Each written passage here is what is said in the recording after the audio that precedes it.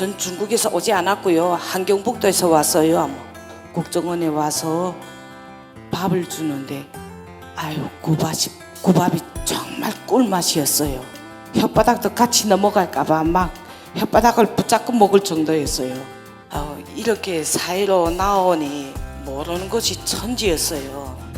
헬스, 드라이기, 아파트 단지. 아파트는 아파트인데 왜 그게 단지가 또 붙었어요. 한국 사람처럼 말하고 한국 사람처럼 생활하라고 우리한테 강요를 해요. 근데 우리는 전 그것이 제 자신을 잃어가는 것 같아요. 제가 사투리를 쓰는 건 그저 저기 고향의 언어이잖아요.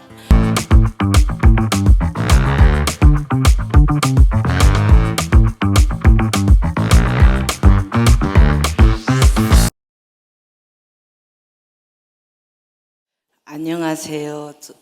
저는 한경북도에서 온 탈북민주정이라고 합니다. 네.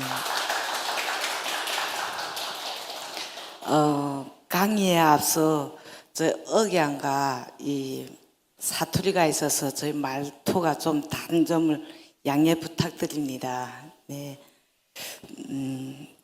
사람들은 태어나서 참 많은 경험을 하게 되죠. 때로는 뜻밖의 좋지 않은 경험도 하게 되고 때로는 또 상상도 하지 못한 경험을 하게 됩니다. 탈북민인 저는 아마 여러분들보다도 그런 경험이 더 많았다고 저는 생각합니다. 그 중에서도 남한에 와서 왔던 경험들이 첫 시작은 정말 잊혀지지 않는 경험인 것 같습니다. 여러분, 북한에서는 간간히 썩고 병든 자본주의 사회 남조선이라는 프로그램을 간간히 방영합니다. 근데 이 프로그램에서는 나오는 게 어린 아이들이 헐벗고 굶주리고 깡통을 차고 쓰레기장을 뒤지면서 다리 밑에 오막살이를 짓고 사는 장면과 또 사람들이 병이 들어도 치료비가 없어서 병원 문 앞에도 못 가는 그런 장면들이 간간히 방영되고 있죠. 저는 이것이 남조선 현실이라고 정말 생각했어요. 제가 탈북 후 중국에서 살면서 대한민국 드라마 보고 또 보고 이 드라마를 처음으로 봤습니다. 그 드라마에서는 자가용차가 한 집에 2석 대씩 있고 또 집도 북한의 그 잘 사는 집들에 비해서는 집도 아주 큰 집에서 살고 있는데 못 산다고 무시당하고 또 서로 다투는 이런 장면을 보면서 대한민국이란 나라는 우리하고 언어는 같지만 아주 잘 사는 나라인가 보다 하고 저는 생각했어요. 근데 이런 저를 지켜보던 옆에 앉아있던 조선족 분이 저에게 대한민국이 한국이야, 저 남조선이야 하고 알려주는 것이었어요. 저는 아니라고 대답했지요. 대한민국은 그런 나라가 아니라고. 그분이 자세하게 설명을 해주시는 거예요. 그래서 제가 북한에서 인식했던 그런 나라가 아니었기 때문에 정말 큰 충격에 빠졌습니다. 지인이 도움으로 여기까지 와서 저는 정말 놀라웠고 어리둥절했고 하지만 또한 동시에 든든했어요. 왜냐하면 우리 북한 사람들이 인식하고 있는 그런 대한민국이 아니었고 또 대한민국 정부에서 우리를 지켜주잖아요. 근데 북한에서는 인민들을 지켜 안 줘요. 여기 오니까 우리를 지켜주더라고요. 함께 온 탈북민들과 공항에서 내려서 버스를 타고 처음 간 곳은 병원이었어요. 그 병원에 가서 건강검진을 마치고 국정원에 와서 밥을 주는데 아유 그 밥이 정말 꿀맛이었어요. 혓바닥도 같이 넘어갈까봐 막 혓바닥을 붙잡고 먹을 정도였어요. 식사가 끝나자 국정원 선생님이 우리를 엘리베이터 앞에 가 있으라고 했어요. 엘리베이터 앞에 엘리베이터라고 써 있는데 그 앞에 가서 서 있었는데 이런 문이 나지는데 거기에 가서 서 있으면서 우리끼리 쓰군거렸어요. 우리를 배불리 먹여놓고 우리를 얼려서 무슨 선전용어를 쓰려고 하나, 아니면 이 안에다 우리를 가두고 냉동을 하려고 하나, 이렇게 우리는 수근거리고 있는데 국정원 선생님이 오셔서 화살표를 딱 누르더라고요. 그러니까 문이 열리는데 안이 좁은 공간이 나지는데 우리는 어리둥절해서 그걸 바라만 보고 있었어요. 그런데 국정원 선생님이 빨리 여기에 들어오라는 거래요. 영문도 모르고 그 안에 들어가는데 그것이 붕 떠 올라가는 거예요. 그제서 우리는 이거 북한에서 말로만 듣던 승강기였구나, 이걸 인식했어요. 엘리베이터라는 단어를 모르니까 생긴 일이었지요. 이렇게 사회로 나오니 모르는 것이 천지였어요. 헬스, 드라이기, 아파트 단지. 아파트는 아파트인데 왜 그게 단지가 또 붙었어요. 그 다음에 주민센터, 그 다음 복지관, 이모컨 등등 모르는 말들이 정말 천지였어요. 언어 차이로 너무 경험한 일들이 많아가지고 다 이야기는 할 수 없지만 몇 가지 잊혀지지 않는 일들을 좀 이야기하려고 합니다. 하루는 친구와 같이 낙지 전골을 먹으려고 식당에 갔어요. 식당에 가서 친구하고 밥을 먹다가 혼비백산했어요. 글쎄, 북한에서 문어처럼 생긴 자그마한 것이 스물스물 개 나오는 것이었어요. 너무 놀라가지고 소리를 치며 뒤를 벌렁 자빠졌댔어요. 그러니까 그 식당 직원분이 오시면서 괜찮냐고 물더그래요. 한참 숨 돌리고서 그 다음에는 우리는 일 없습니다 하고 사과했어요. 그랬더니 그러면서 우리 그 직원분에게 낙지를 달라고 했는데 왜 문어 새끼를 썼는가 했어요. 그러니까 직원분이 이것이 낙지라고 하는 거예요. 우리가 아니라고 그냥 우기니까 직원분이 종이하고 연필을 가져오면서 손님이 생각하는 낙지를 그려보세요 하는 거예요. 그래서 우리는 이렇게 그렸어요. 그랬더니 직원분이 여기서는 이게 낙지가 아니고 오징어라고 하는 거예요.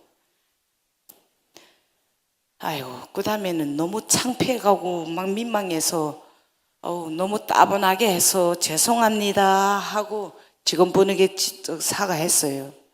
직원분이 괜찮다고 하면서 계속 우문스럽게 우리를 쳐다보는 거예요.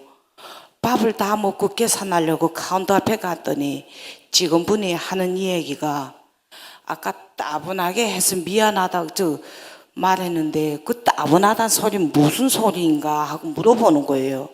자, 무슨 소리일까요? 따분하다는 말이 북한에서는 따분하다고 하지만 여기서는 난처하다, 이 말을 여기서는 이렇게 말하는 거예요. 또 한 번은 집에 가려고 택시를 탔어요. 기사님이 어디를 가는가 하고 묻길래 고추 가주세요 이 얘기했어요. 그러니까 택시 기사님이 저를 많이 보시는 거예요. 그래서 왜 그러냐고 물어봤더니 택시 기사님이 그냥 그럼 직진하라는 거예요 하고 물어보는 거예요. 난 또 그냥 또 생각 없이 고추 가주세요 하고 또 얘기했어요. 그랬더니 택시 기사님이 대체 집이 어디냐 하고 다시 이름 묻더라고요. 그래서 집 주소를 알려줬어요. 그랬더니 택시 기사님이 알아서 가서 가주시더라고요.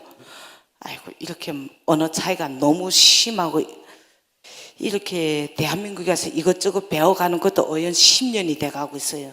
근데 아직도 모르는 것이 더 많아요. 배워가고 있지만 모르는 것이 더 많아요. 이렇게 부딪히며 경험한 것이 참 좋은 인생이다. 난 여기 와서 정말 행복하다고 생각했어요. 지금 저는 남한 사람과 결혼도 하고 중국에 있는 우리 아들도 데려오고 우리 집에서 얼다 나는 세계 나라 문화가 살고 있어요. 결혼 생활이 시작돼서 우리 남편이 북한에 비해서 집에 맛있는 게 많은데 자꾸 식당에 가자고 하는 거예요. 식당에 가서 자꾸 식사하자는 거예요. 그때 난 여기 식당 음식이 저 입에는 안 맞았어요. 여기 음식이 너무 달고 짜고 맵고 맛이 너무 강했어요. 근데 북한에는 음식이 모두 좀 순하거든요. 그래서 북한 음식이 맞지 않아서 나는 집에서 식당에서 먹는 것이 진짜 맞지 않았는데, 우리 신랑은 지금이야 사는 말이 그때 집에서 식사하는 것이 너무 힘들었다고 하시네요. 예, 누구나 다 고향의 맛이 있고 엄마의 손맛이 있듯이 우리 신랑은 거기에 길들여졌고 우리는 북한 음식에 길들여지다 나니 이렇게 음식 차이도 적응하기 힘든데 언어 차이는 더 힘들었어요. 어디 가서 제가 말을 하면 사람들은 저를 보고 조선족이냐고 물어봐요. 그래서 저는 조선족도 우리 민족인데 왜 자꾸 그렇게 묻냐고 하니까 그러면 중국에서 왔냐고 또 이렇게 물어요. 그러면 전 중국에서 오지 않았고요. 한경북도에서 왔어요. 한경북도면 북한이 아닌가요? 이렇게 물어봐요 사람들이. 그러면 눈이 더 커지고 뒤를 또 이렇게 보는 거예요. 그때 저는 정말 어느 동물원의 동물 같은 그런 느낌이 들었어요. 주변 사람들이 다 쳐다보니까 그 눈길이 얼마나 부담스러워요.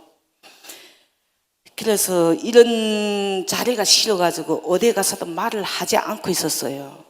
어떤 사람들은 로마에 왔으면 로마법을 따르듯이 한국에 왔으면 한국 사람처럼 말하고 한국 사람처럼 생활하라고 우리한테 강요를 해요.